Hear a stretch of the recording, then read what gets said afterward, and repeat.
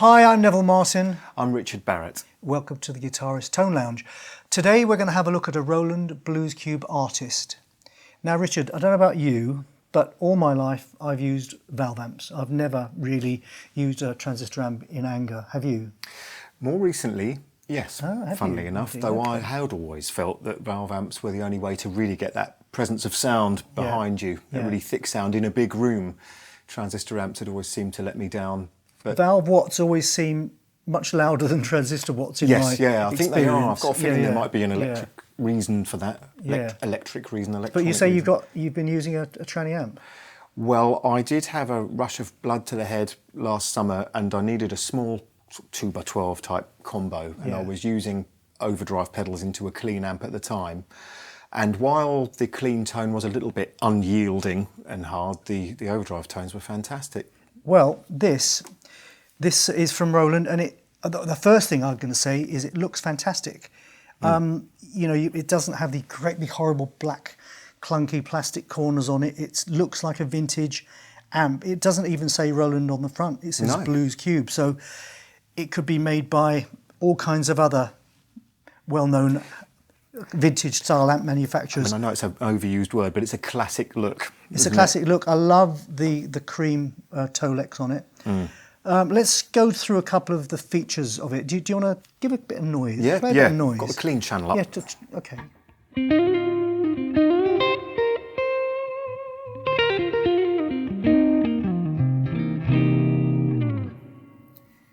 I mean, straight away, that just sounds like a great sound.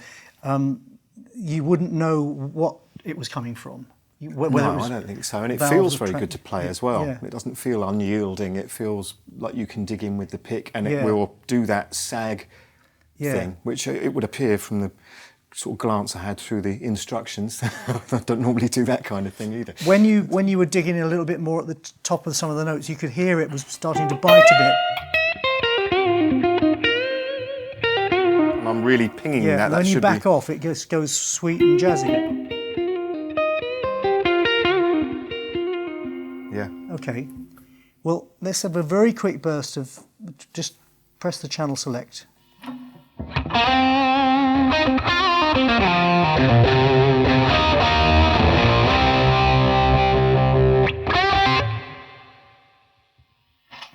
Sounds pretty damn good to me. Now, several things about this. The speaker, this is a 1x12 speaker, and apparently the speaker was designed and made in Japan, and it was sonically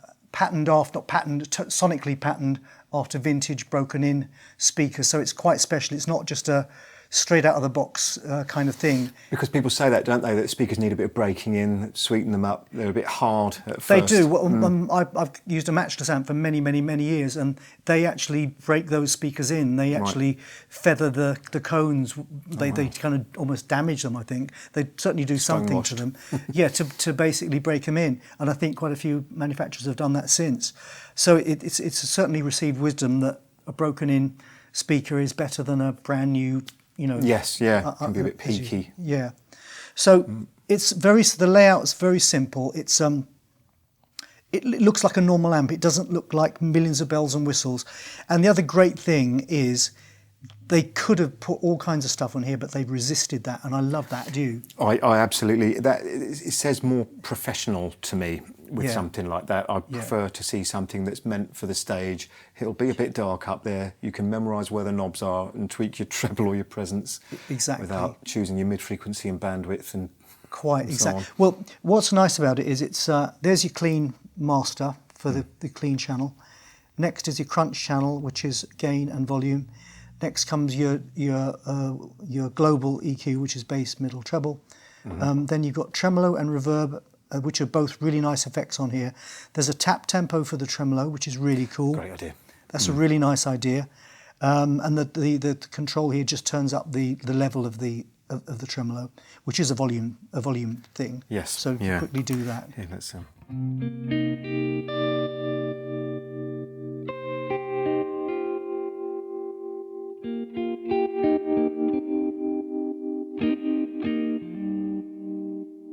It's really cool.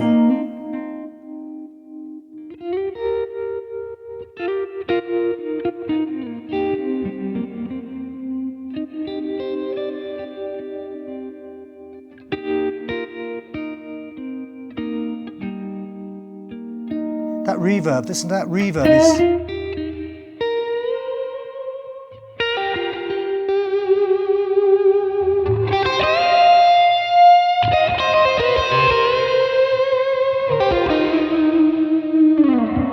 They've done a great job of voicing that. They really have. Even at all these controls go up to 12. Actually, it's quite Spinal Tap-ish. In fact, one more than Spinal Tap. Yes, goes up beyond. to 12.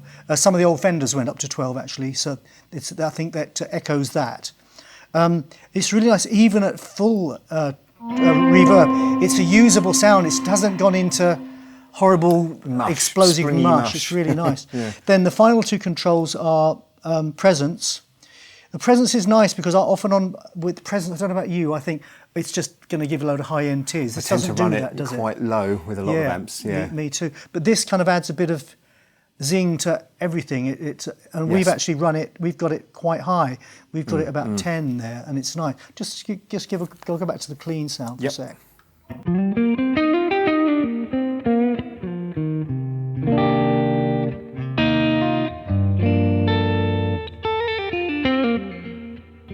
Gives it some life. Yes. It doesn't make it all valvey, all trebly and tinny. Yes, which I like always that. fear. I always fear that as well. Yeah, and it's nice to be able to kind of turn that up without that feeling of dread. Yeah, and the master, when you turn the master up, that sound comes with you. Obviously, there will be some interaction with the speaker. Yes, because that works. and your ears. And your ears, yeah. But as an amp, as a tone, the tone just gets louder. The tone you've set gets louder or quieter. It seems like they've really got into the whole kind of idea about rectifier sag and all these kinds of things that I've often read about. Yeah. But I won't pretend to understand intimately. But certainly that feeling where we're digging in and it's not absolutely nailing you. Yeah.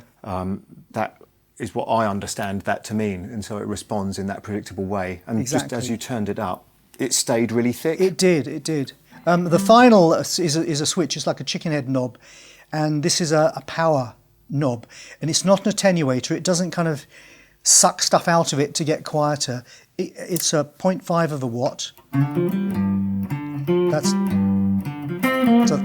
That's bedroom. It's 15 watts.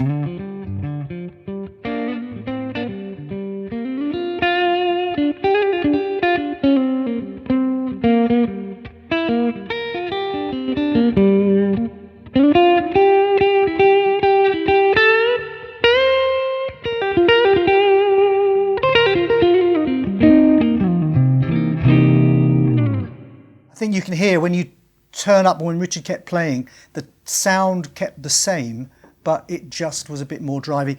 I usually, I don't know about you, but on my matchless it's 30 to 15. Right.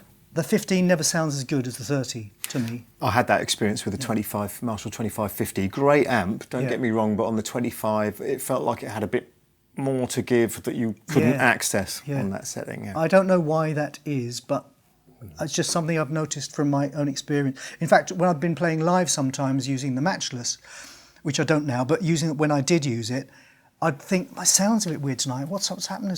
And I'd think the switch on the back has been knocked when the flight cases come off, and sure enough it was, because I could tell. But this doesn't do that. No, this that's great. You can takes it just with you. choose the setting and there's no compromise, yeah. Do me a favour, I'm going to shove a Telecaster in your hands. Fab. Is it okay if I pass you that? Yep. Yeah.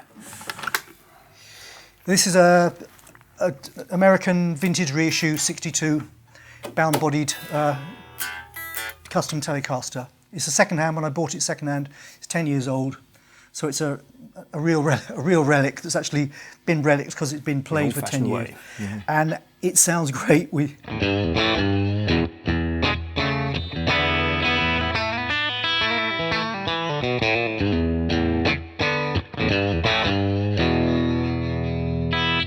Channel select.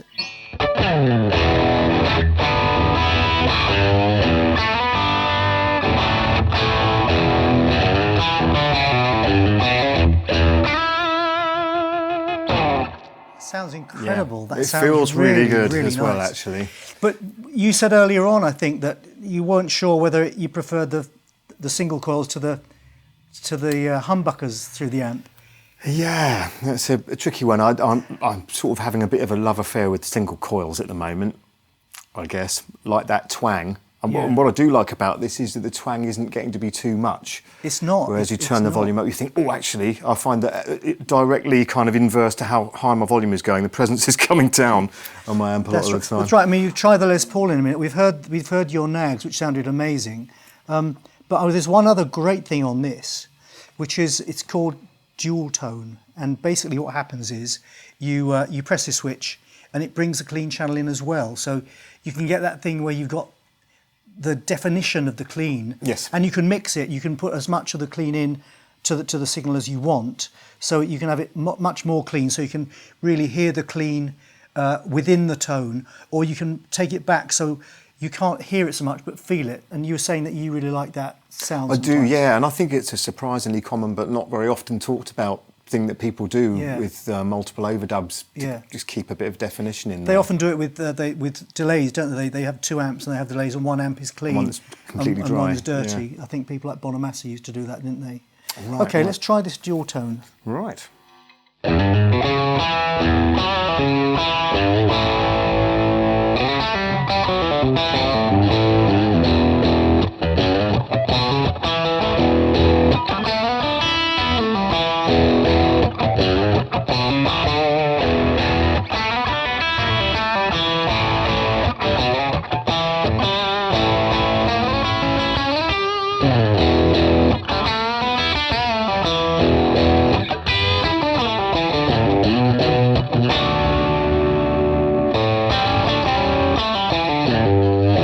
Sorry, I felt like I had to go through all 12 bars.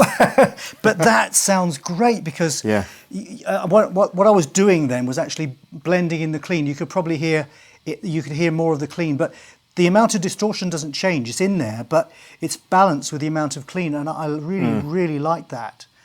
Really lovely sound. I like that it kept lots of twang, that front end of the sound. Yeah. Yeah, you can hear. You could actually hear. It's more of a telly kind of sound. And I suppose it's worth mentioning, especially in a band mix, something like that, such an asset. Yeah, well, it'll come through much better. There's another couple of switches here. There's a boost, which it speaks for itself, literally. And it's fairly subtle. It's not some huge leap. But I'll get Richard to play some clean stuff, and then I'll press it in while he's playing. Okay. This is that.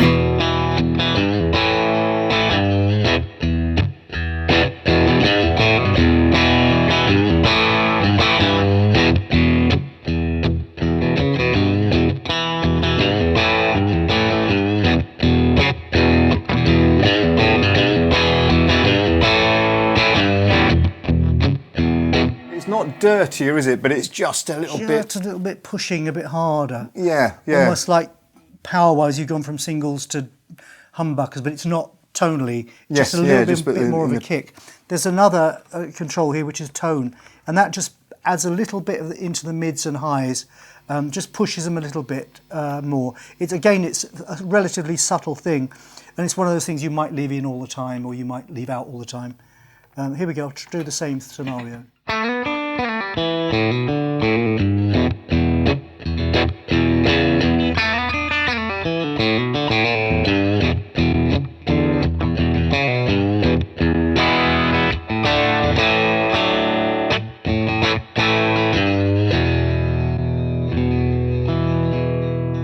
They're subtle, but they're nice, aren't they? I'm really feeling the difference to play it. I suppose it's about the feel of it as well as the sound, but everything about it. I mean, we played this amp for probably a couple of hours this morning because we wanted to get to know it quite well, and we were honestly pretty staggered about how great it sounds, weren't we? Yeah, genuinely, yeah. And it doesn't actually matter what's creating the tone. The fact that it's a great tone. And another great thing, it's not in shot here, but I brought my matchless over today because we were thinking of dressing the set with a few old amps, but because this is an amp demo, we thought that it would get in the way. But it nearly killed me.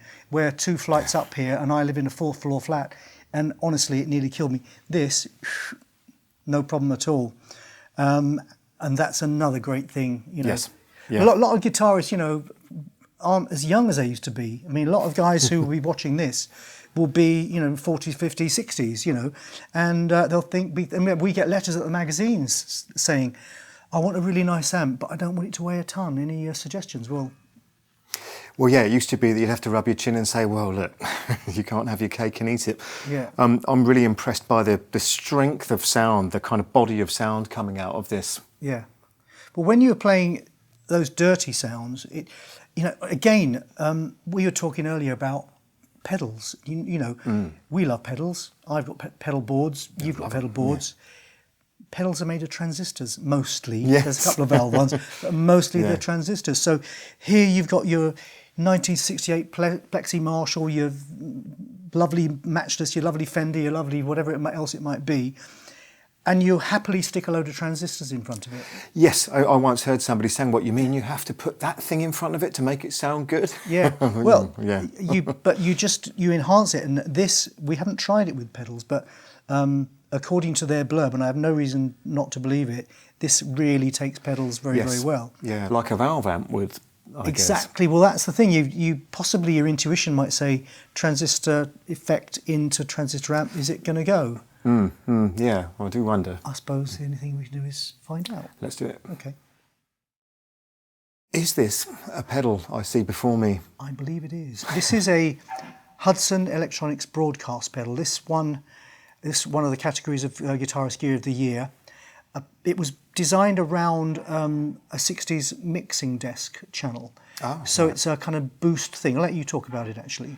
Well, the way I understand it is we have a dual mode operation here. The way it's set at the moment is just as a boost. It's not creating any distortion effect on its own. It's just giving more level into the input of the amp. And I guess that's the most interesting thing, because transistor amps traditionally don't really respond to that very well, do they? Or they just get louder. Yeah. Okay, shall we Yeah. So it's just...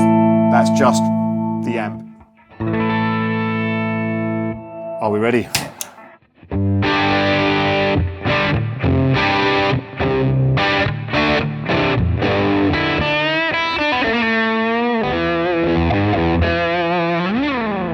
Sounds nice. Sounds like it's going into a JMP head or something like that.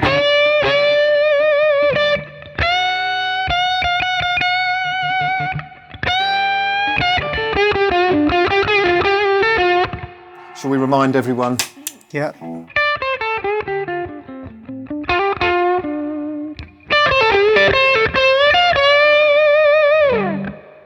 Yeah. That works. It looks like Roland is telling the truth, and if that amp works well with such an organic beast as the broadcast, I think normal things like blues drivers, I think would be lovely in it. Yes. So if you are a bit of a pedal nut, and you'd rather spend all your money on pedals and perhaps save a bit on the amp, because this is under £1,000, so it's not a cheap for what you call a transistor amp. I don't want to demean it by calling it a transistor amp, but the truth is it's powered by transistors, not valves. So it's not going to be your £2,000 boutique job, is it? No. So, that's a good saving, I would say. Yeah, definitely. We've spent pretty much all day with this amp. We started at 9:30 this morning. It's 4:45 now. So we've had a lot of time with this amp, and we both really like it, genuinely really like it. Yes. And, I think guys out there will have heard how it sounds, and, there's no trickery here. Is there anything about it that you don't like? There is one thing that kind of rankles, and that is that we have a really great feature on the back where we can plug in foot switches for a lot of the functions we've talked about, like your boosts, but there's no foot switch included. So there's one available, but... There is one available, but it's sold separately. So I would personally not mind if they just bumped the price up slightly and included the foot switch. I'm sure it wouldn't have to make that much of a difference. Yeah. It's always slightly annoyed me too when things don't come complete. I mean, in my head, this complete is with its foot switch. Yes. Other amps you buy it and there's a foot switch, it's in there. But you're dead right. I mean, that does annoy me. But maybe the shop would knock that amount off and shove it in free. Yeah, I can't talk on their behalf, but that's a possibility. It's all the more tantalising because there's foot switch sockets here, and that's your channel select, your dual tone, your tremolo, and your effects loop in and out. So those are really quite usable things. You kind of want them hands-free, don't you, really? Even if you're jamming in your bedroom, you don't want to say, take your hand off and suddenly do that. You want to press on your switch. Absolutely. So I think that would be a really handy thing, as you say, even if they bump the price up a little bit, just to incorporate that. But there is another great thing on this, and that's a recording USB out straight into your computer or into your interface. Well, yeah, I think that the nice idea for me is that something really organic, like a boost going into the front, kind of old school, then coming out into USB and going into the computer. I like that. Yeah, it's really nice. I mean, everything about it, as we said already, that what's so nice about it is although it's transistorized or transistor, and it's potentially has all these things, it's not complicated, it's not confusing. It always seems like a hallmark of proper pro gear. There aren't too many buttons and switches. Yeah. I mean, very often you expect things that are made by a high-tech company like Roland. They think, well, we can chuck all the bells and whistles in on this, and the temptation is to do it. Yeah. I'm really glad they haven't done it, because me too. It's a great looking amp. It's as simple as you like. It's the right colour. It says vintage. Everything about it says classic. Yes, it's a sort of comfort zone. It's very familiar. Yep. Yeah. The knobs that go to 12, all that kind of stuff. Absolutely. I like that. I mean, there's one other thing that this has the potential for, but again, it's an extra, and this is understandable as an extra because you can buy the tone capsules, and there's a blanked off space here where you can put this tone capsule in. It kind of goes in a bit like a valve, and some of them have been created by great players. Eric Johnson's done one, Robin Ford's done one, Oznoy's done one, and there's a generic blues one that Roland have done themselves. Now, what do you think about that idea? I really like it. I like it in its standard state of tune as well, but the idea that I could plug in something that Eric Johnson has personally worked on and approved, that would be great, along with the other guys, of course. Yeah, I've watched Eric and Robin's YouTube videos for this, where they talk about how Roland came and they sorted these sounds out, and they're both really genuinely up about it. Yeah. And I love both of those guys' tone. Oh yeah, and of course it's analog components. It's not computer emulation. No, exactly. That's right. So those are really, and Oznoy is. I saw Oznoy live last year, might even have been this year, and he's a monster player. He gets a monster sound, and so I'd like to have a try of his one as well. And then the Roland do one that's a generic blues one. I say generic. It's their ultimate blues tone. So that might be really interesting to try as well, because I'm very pleased with the sounds they've already put in this. Me too. I'd happily use this. Yeah. I genuinely would very happily take this out to a pub, or I'd stick it on stage. I play live. Richard plays with Tony Hadley all over the world, and we both said off camera we would absolutely happily play this from an aesthetic point of view and from a sonic point of view. Yes.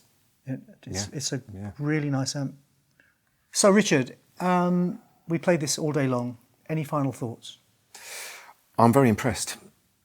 It behaves like a valve amp. Lots of things have claimed that. I really believe this does it. I haven't been able to find a fault with it, apart from that foot switch thing. Yeah. But that's more of an annoyance than it's not a fault with the amp at all. The amps come out of it blemish free, I think. Yes, it has. My final thought is I totally agree with Richard. I could play this amp. We both agreed we could take this amp out and use it. What I like about it is if you set your controls right, it already sounds like an amp with pedals in front of it. Yes. Because this is Roland technology. They've made the Blues Driver, which is one of my favourite pedals. It's great. They've made all these things. Clean-wise, one of the most famous clean amps in the world is the Roland JC120. They know how to make a clean sound as well. I like it very much.